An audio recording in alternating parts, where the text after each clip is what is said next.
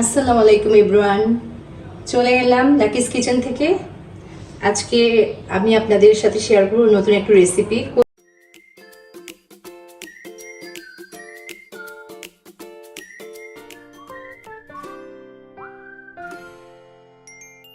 কোয়েল পাখি রেসিপি। এখানে আমি 6 পিস কোয়েল পাখি নিয়েছি। প্রথমত আমি কোয়েল পাখিটাকে খুব ভালোভাবে ক্লিন করে নিয়েছি, আর কিছুটা লবণ দিয়ে এগুলোকে আমি একটু মাখিয়ে রাখবো। একটু ভালো করে মেখে, যেহেতু কোয়েল পাখিতে একটা আলাদা গন্ধ আছে, যাতে এই গন্ধটা না থাকে, যার জন্য আমি একটু ভালোভাবে এটাকে মেখে লবণ দিয়ে 10 থেকে 15 মিনিট রেখে দিব। তারপর আমি নর্মাল পানি দিয়ে খুব ভালো করে এটাকে ক্লিন করে নেব। এই টিপসটা ফলো করলে দেখা যাবে যে পাখিতে যে একটা গন্ধ থাকে, সেই গন্ধটা আর থাকবে না। আমি এভাবে করেই কোয়েল পাখি রান্না করে থাকি। কোয়েল পাখিটা আমি লবণ দিয়ে মেখে রেখেছি, এটা কিছুক্ষণ রেস্টে দিয়েছি। এর মাঝে আমি এখন একটা প্যান বসিয়ে দিলাম চুলাতে, আর কিছুটা তেল দিয়ে নিব পেঁয়াজটাকে ফ্রাই করার জন্য।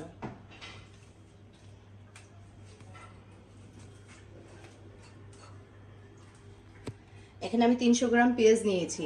300 গ্রাম পেঁয়াজ পুরোটা আমি বেরেস্তা করব না, অর্ধেকটা আমি বেরেস্তা করবো, অর্ধেকটা আমি ব্লেন্ডার করে নেব। তেলটা গরম হয়ে গেছে,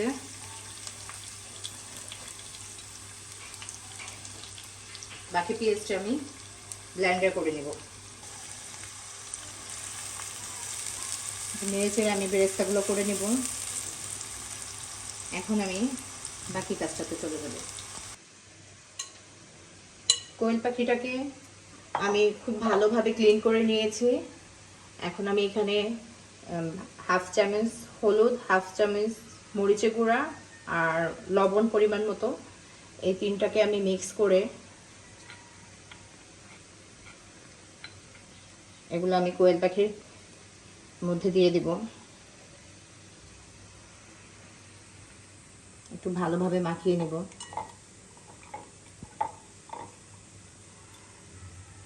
প্রতিটা কোয়েল পাখিকে হাতের সাহায্যে খুব ভালোভাবে একটু মাখিয়ে নেব। যেহেতু পাখি অনেকে পছন্দ করেন না, গন্ধ লাগে, কিছু টিপস অ্যান্ড ট্রিক ফলো করলে এই গন্ধটা লাগে না। প্রথমে খেয়াল করেছেন আমি একটু লবণ দিয়ে ভালোভাবে মেখে রেখেছিলাম কিছুক্ষণ, 10-15 মিনিট রেখে আমি এটাকে আবার খুব ভালোভাবে ভালো করে ক্লিন করে নিয়েছি। এখন আমি হলুদ, মরিচ আর একটু লবণ দিয়ে মেখে নিলাম। এটাকেও আমি 8-10 মিনিট এভাবে রেখে দেব। আমি যে তেলটার মধ্যে পেঁয়াজ বেরেস্তা করেছি, ওই তেলটার মধ্যে এখন আমি কোয়েল পাখিগুলোকে ফ্রাই করে নেব। যেহেতু আমি আস্ত কোয়েল পাখি রোস্ট করব, তেলটা গরম হয়ে গেছে।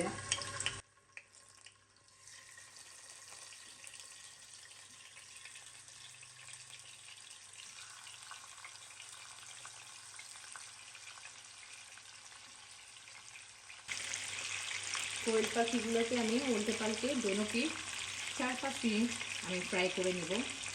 দুপাশ আমি উল্টে পাল্টে একটু ভালোভাবে ফ্রাই করে নেব। এটা হতে হতে আমি একটা মশলা রেডি করে নিব, সেটা আপনাদের সাথে শেয়ার করছি। পেঁয়াজ বেরেস্তার সময় আমি কিছুটা পেঁয়াজ রেখে দিয়েছিলাম। শুরুতে আমি বলেছিলাম যে অর্ধেকটা আমি পেঁয়াজ বেরেস্তা করব, আর বাকি অর্ধেকটা হচ্ছে ব্লেন্ডার করে নিব। এখন আমি সেটাকে ব্লেন্ডার করার জন্য দিয়ে দিচ্ছি। এর সাথে আমি 2-3টা শুকনো মরিচ দিয়ে দিচ্ছি ব্লেন্ডার করার জন্য।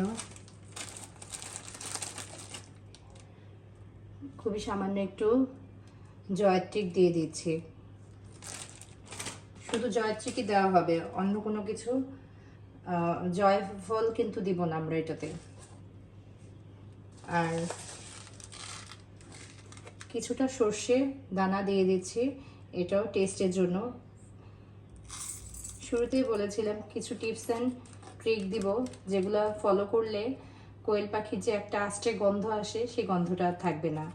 সেই গন্ধটা দূর হওয়ার জন্য কিছুটা সর্ষে দেওয়া এখানে। পেঁয়াজ, শুকনা মরিচ আর সর্ষে দানা, এগুলোকে আমি এখন ব্লেন্ডার করে নিব। জয়ত্রিক।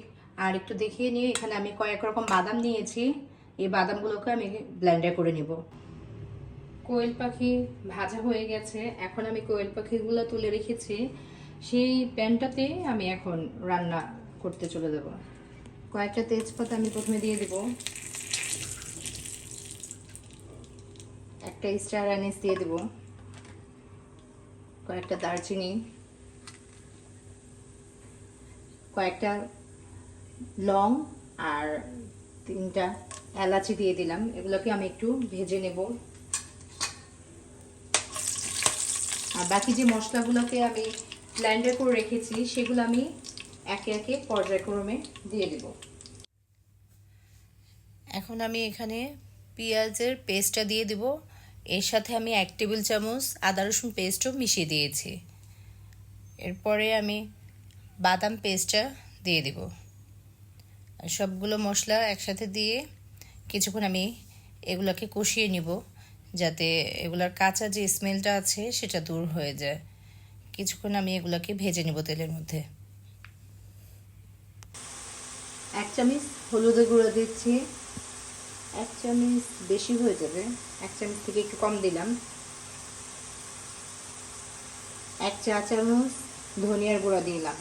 যেহেতু আমি এগুলোকে আস্ত রোস্ট হিসেবে রান্না করছি, কোয়েল পাখি রোস্ট তৈরি করছি, সেক্ষেত্রে আমি এখানে জিরা ইউজ করব না, শুধু হলুদের গুঁড়া আর মরিচ তো আমি আস্ত দিয়েছি, সেটা আপনাদের দেখিয়েছি। এখন এখানে ধনিয়ার গুঁড়া দিলাম 1 চা চামচ আর 1/2 চা চামচ হলুদের গুঁড়া দিলাম।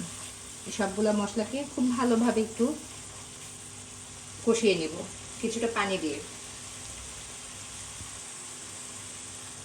কিছুটা পানি দিয়ে দিলাম, এগুলোকে একটু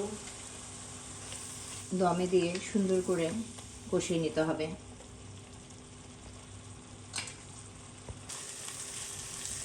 মশলা কষানো হয়ে গেছে, এখন আমি এর মধ্যে কোয়েল পাখিগুলো দিয়ে দেব।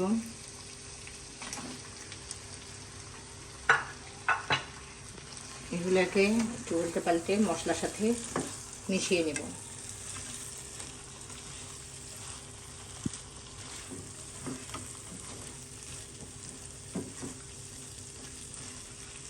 যেহেতু আমি রোস্ট হিসেবে রান্না করছি, এটাকে একটু ভালোভাবে, যার জন্য মশলাটাকে কষিয়ে নিলাম।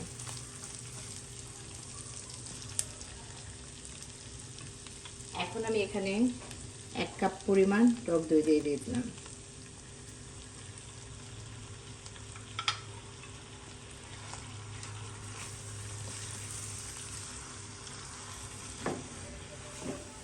যেহেতু এটা একটা শাহী খাবার, অবশ্যই এখানে টক দই ইউজ করতে হবে। আর যে ব্রেস্তাটা আমি করে রেখেছি সেখান থেকে কিছুটা ব্রেস্তা এখন আমি উপরে দিয়ে দেবো, বাকিটা গার্নিশের জন্য রেখে দিলাম, পরে দেবো। এটাকে আমি দমে ঢেকে এই অবস্থায় 10 মিনিট রান্না করব। 1/2 চামচ গোলমরিচ দিয়ে দিচ্ছি, 1/2 চা চামচ। ঝালটা অবশ্য রোস্টে খুব বেশি একটা ঝাল হলে ভালোও লাগে না, তারপর আমি একটু, যেহেতু কোয়েল পাখি রান্না করছি, যার জন্য আমি একটু ঝালের পরিমাণটা বাড়িয়ে দিলাম। এখন আমি এটাকে ঢেকে 10 মিনিট রান্না করব।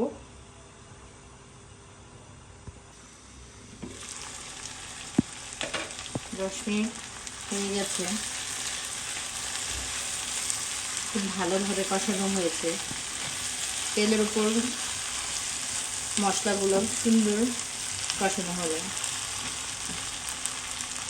এখন আমি এখানে এরকম 1 মগ পরিমাণে দুধ দিয়ে দেবো, লিকুইড দুধ।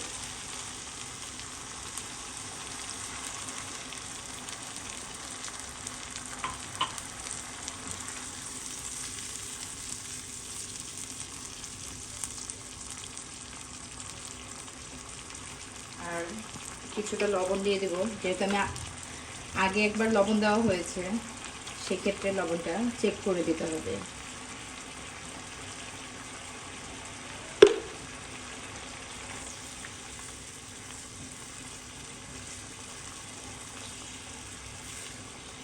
ঢেকে আরও 10 মিনিট রান্না করব। মাঝে কয়েকবার একটু উল্টে পাল্টে নেড়ে চেড়ে দেব। রান্নাটা কমপ্লিট হওয়া পর্যন্ত অপেক্ষা করি। রান্নাটা হলে চলে আসব। 6-7 মিনিট হওয়ার পরে আমি এখানে 2 টেবিল চামচ টমেটো কেচাপ দিয়ে দেব। প্রাণের টমেটো কেচাপ যেটা আছে এটা আমি দিয়ে দিলাম। আবার একটু ভালোভাবে নেড়ে চেড়ে মাখিয়ে নেব।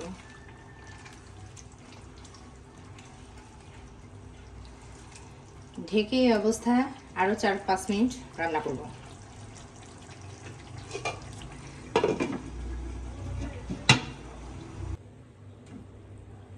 রান্না হয়ে গেছে। এখন আর কয়েকটা ইনগ্রেডিয়েন্টস বাকি আছে, সেগুলো আমি দিয়ে দেব। এখানে আমি ঘি দিয়ে দিচ্ছি, কিছুটা ঘি দিয়ে দেব। যেহেতু আমি রোস্ট রান্না করছি, রোস্টে ঘি অবশ্যই দিতে হয়, নাহলে এটার যে প্রপার টেস্ট সেই টেস্টে আসবে না। আর এরকম উঁচু উঁচু করে কয়েক চামচ পাউডার দুধ দিয়ে দেব। শাহী খাবারগুলোতে সাধারণত এই টাইপের জিনিসগুলো ইউজ করা হয়। খুবই সামান্য একটু চিনি দিয়ে দিব। সব কিছু দিয়ে একটু নেড়েচেড়ে দিয়ে ঢেকে দেব কয়েক সেকেন্ডের জন্য। এরপর আমি আপনাদেরকে কোয়েল পাখি রান্না কেমন হয়েছে, কোয়েল পাখির রোস্টটা কেমন হয়েছে সেটা পরিবেশন করে দেখাবো। দেখুন গ্রেভিটা কতটা সুন্দর হয়েছে, খুবই ইয়ামি একটা গ্রেভি হয়েছে। তো আজকের মতো রান্না কমপ্লিট হয়ে গেছে, এখন আমি পরিবেশন করে দেখাবো। অবশেষে হয়ে গেল কোয়েল পাখি রোস্ট। আস্ত কোয়েল পাখি রোস্ট চাইলে আপনারা বাসায় এইভাবে ট্রাই করতে পারেন। আমার এই রেসিপি অনুযায়ী অন্তত একবার হলো বাসায় ট্রাই করবেন। আশা করি সবার ভালো লাগবে, কারণ খুবই ইয়ামি একটা রোস্ট হয় কোয়েল পাখি এভাবে রান্না করলে। আমার বাসায় তো ছোট বড় সবাই খুব পছন্দ করে। আশা করি আপনাদেরও ভালো লাগবে।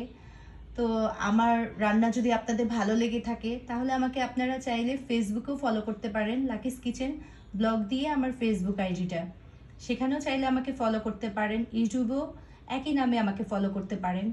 তো যদি কোনো কমেন্টস থাকে তাহলে অবশ্যই আমাকে কমেন্টস করবেন।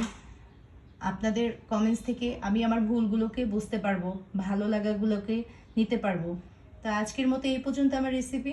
দেখা হবে পরের ভিডিওতে নতুন কোনো রেসিপির সাথে। আল্লাহ হাফিজ, আসসালামু আলাইকুম।